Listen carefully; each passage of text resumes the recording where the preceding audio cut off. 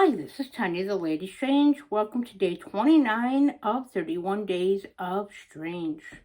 So, today is going to be just a bit about paranormal experiences involving spirits and whether they are of beings that were human beings in human vessels at one time, or, of course, spirits, entities, deities, etc., spirits of place, nature, and energies.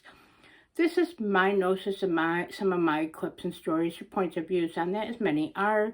I do have a couple episodes in my playlist of like my personal hauntings, it's called. Because as I mentioned in many of my previous videos, if you watch any of these or any clips of these whatsoever, I have been, since I've been born, I've seen spirits, heard spirits, felt spirits quite a lot. And it's changed as I've changed and grown and learned more to do with it and connected more with it and not this fear. But as a child, I honestly feared a lot of that stuff. I always loved the horror and macabre because, as you've seen in any of my recent previous videos, I'm a huge horror fan. So I always liked horror and scary movies of different levels and aspects. And it always fascinated me. The magic, the paranormal, hauntings, witchcraft, slashers, and anything dark, spooky, hidden, and mystery thrillers, etc. So, I mean, it was there, but like I had it because I did not understand what I was seeing, feeling, experiencing, and hearing. It was a very fearsome experience. And I didn't tell anyone, like any adults meeting, because I was always being the oldest of four. One of the twin brothers that he's my brother's the youngest, but his twin passed away, and I mentioned that before. He was 3 months old, and I was 8 at the time they were born. So I'm the oldest, and then I have a sister in the middle. So, and then I have a cousin I've mentioned several times throughout my videos that grew up with us. He's a couple years younger than me, and a year older than my sister. So that's just for perspective. So, and because we grew up in a small area and where I lived, we lived on half a dirt road type of thing, and it was all family at the time. Now it's unfortunately just my parents of the family heritage and my second cousin of the heritage. And I'm sure I have a feeling it's soon to change with at least the cousin there, who's very eccentric, let's put it that way, but Anne's much older than me. She's older than my mother. She's my mother's cousin. So, but that meant we grew up isolated. It was like a farming community I grew up in, and of course my parents still live there, so I still visit frequently and feel a connection with that. But it's a very haunted place. So, meaning haunted with spirits, energies, portal-like energy, pockets of energies. Light and dark feeling. And dark is not bad or anything like that. I'm talking eerie, creepy, sometimes very overwhelming, and of course menacing. And you got menacing spirits in there, and malignant energies. But you also have things where you could step 10 feet and you're in a positive energy where you feel like everything is just bright, happy, and joy. So you have that contrast all the time. And it's surrounded by woods and open fields. And again, it was my great-grandmother's house. My great-great-grandmother established it, and her husband, my great-great-grandfather, and they built it. So that was a standing stone. Now the house is still there. It's, of course, been transformed several times, even since I've been a child and grew up in there. And that store was my other grandmother's house within, seriously, not even a few yards. So I had the fortunate ability of my great-grandmother and my grandmother and grandfather close, and my great-uncle down the road, etc. So my family members and ancestors that are now passed on. So I had that. I am fortunate to have that, and to have that land and that space and that connection. But because that land, I just don't know, no one really knows the true story behind it, the energies. There's always some theories, some stories, as any family has. And a lot of speculation, and some, of course, historical records of things that maybe of anything of the maybe unsavory nature, and things that may have just not been ethical. But again, life is still unethical in many things, in many means and levels. So basically, my experience with, as I said, the paranormal spirits, magic, etc., started from birth. Um, and as I said, I knew better because my father is very strict, and he always wavered between Christian religions, etc., flavor of the month type of thing, and activities, and very overbearing and overwhelming, and still so for now, even more so, fanatical in many ways. And he's very much a disciplinarian. So I had to be a certain way and act a certain way. That's why I have a lot of traumas. I'm still healing. But you learn, you grow, you deal. And many others have had it worse than me. I'm not saying that. It's just I'm saying we all have our own level of trauma and experience that we're trying to acknowledge, especially as we get older in our adulthood. Maybe try to let go, heal, or acknowledge, and be our own people on ourselves. But for the better level on that. And not to try to repeat the same patterns, mistakes, or the harm that was caused, or to others, and to heal our past and those of us that will come after us. It all goes in tandem. So I saw spirits all the time up there, and entities too. And I'm talking, I did see people, and I realize that now. And then I saw things that fucking creep me out. Let's just put it that way. And I'm talking not one or two at a time. Sometimes at night when I look out my window, I would see probably dozens of things out in the field. Is it possible of imagination? Could I have created it because I know I was born a witch deep down before I was able to identify that? Is that possible? Certainly. Do I have a highly active imagination because I love literature, the macabre, horror movies, and just a sense of that? Yes, that's all a possibility. Yes, or a theory, but I've seen it, and it's not just being me because there's others in my family and friends that have the gifts on different levels, or are like myself, or have just certain talents and naturally that seen similar things as me and brought it up on their own without me bringing up. So that kind of, that correlation, that collective gnosis and validation. So I've seen things that at points. And again, if I sound insane or have dementia, I certainly don't. Maybe perhaps a small dose of insanity, but that's what makes me the Lady Strange. So, with that being said, I see things like, again, could have been my imagination then. Intention and imagination and subconscious certainly does create many fears, monsters, and specters. Throughout our lives, and whether what path we are or what we believe in.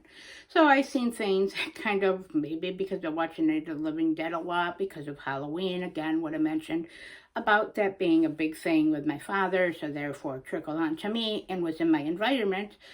I've seen things that looked similar with entities that look like the Night of the Living Dead. I also experienced night terrors. I still do. I journey a lot in my sleep and astral project. That's what I know now. Of course, as a child, I didn't know that. I didn't have anyone to talk to or experience that because none of my friends ever kind of brought up anything like that. And I realize now as an adult, where we're just acquaintances now, they don't have my type of gift. I was just always different. And I knew enough, again, as I said, not to bring up to adults because any of them around me didn't seem to mention anything. My grandmother did have a lot of nightmares and terrors and did mention she heard things in the house. My great-grandmother, who lived on her own, and I was fortunate enough to have her be close to her, as I said, since birth up until my teens.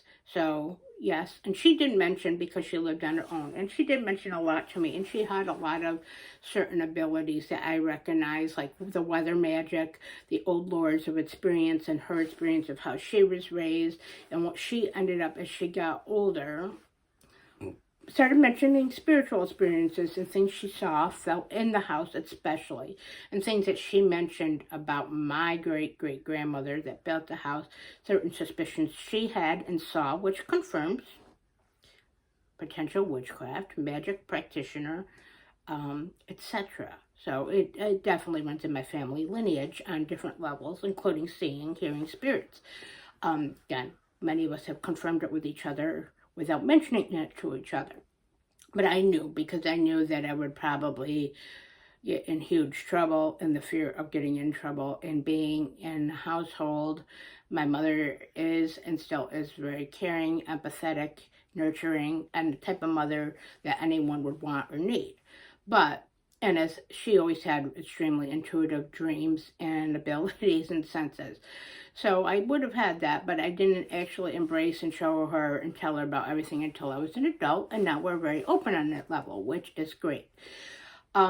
My father wavered in between such and such as an adult, but pretty much we have a relationship and understanding, but because he became a highly weird, cult-like Christianized version in the past couple years, again, but even more so and worse, then I really can't talk about that stuff with him anymore, where he used to be more open-minded and we would have nice, very interactive conversations and debates even.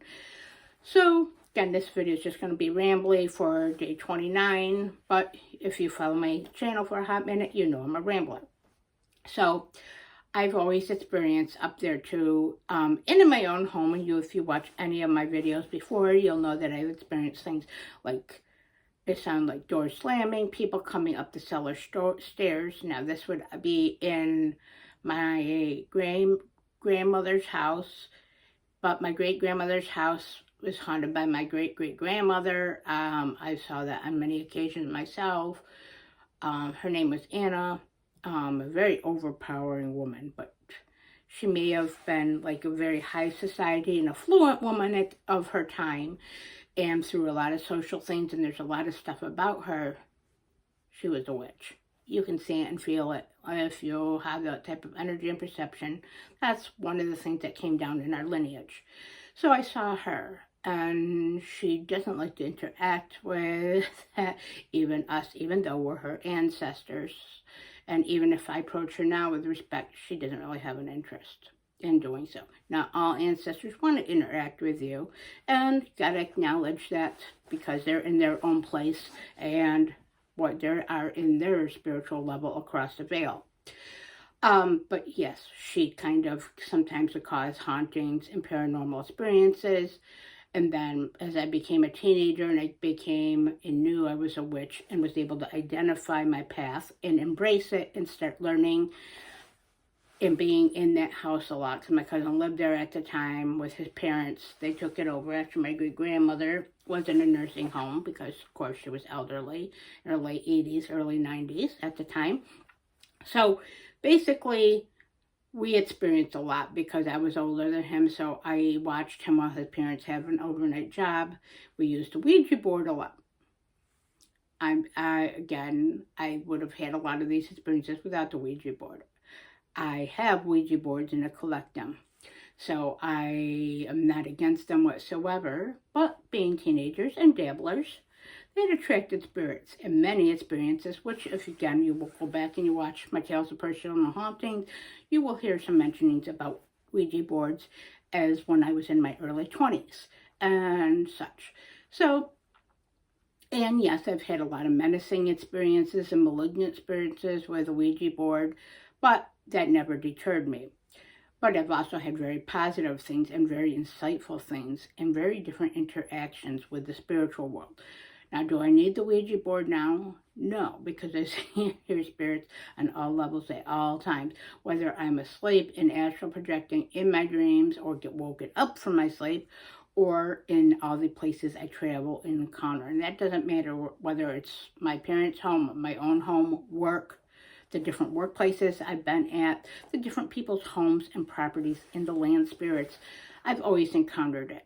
I've always encountered slamming doors, lights going in and out, breaking, street lights going in and out for periods of times as I passed through, especially in my early 20s. Again, that whole energy, the raw power that I may have had.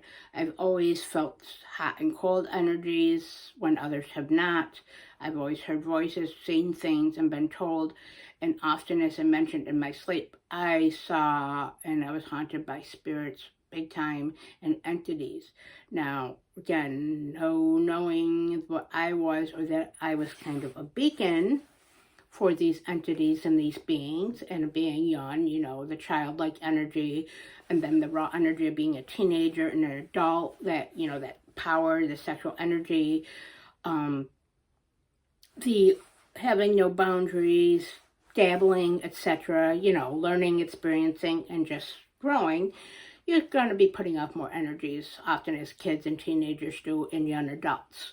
And of course, working with that and finding your path more and more and doing magic on all levels, that certainly is going to attract it more. But I didn't understand that those entities and those things that sometimes, let's put it this way, fucking creep me out and scared me to death, and as a child made me be overreactive, hyperactive, hypervigilant, etc.